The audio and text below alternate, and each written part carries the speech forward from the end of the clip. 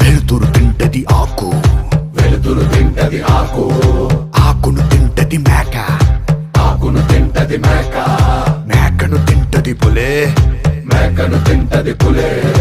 ఇది కదరా ఆకలే, ఇది కదరా ఆకలే.